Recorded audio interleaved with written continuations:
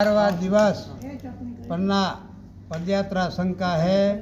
दोपहर का भोजन 2 बजे हम 2 बजे बड़नगर में पेट्रोल पंप में बड़े हॉल के नीचे बैठे हुए हैं।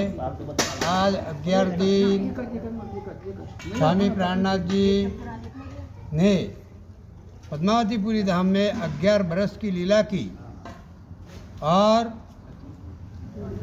11 बरस और 52 दिन का पीछे पहुँचे वृंदावन। कहाँ जाए कि बहन बजाए सखिया सबेले बुलाई। और जब बया बरस 11 तब मन में आया ये विचार, मैं कौन कहाँ से आया, कौन मेरो बरसात।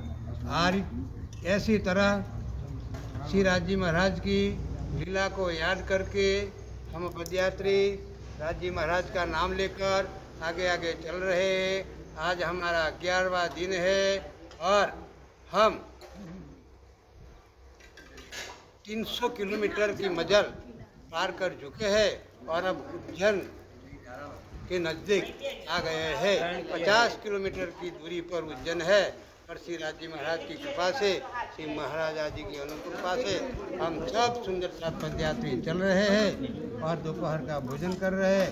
फिर से सब पदयात्री सुंदर साथ का सब सुंदर साथ को कोटि कोटि प्रणाम।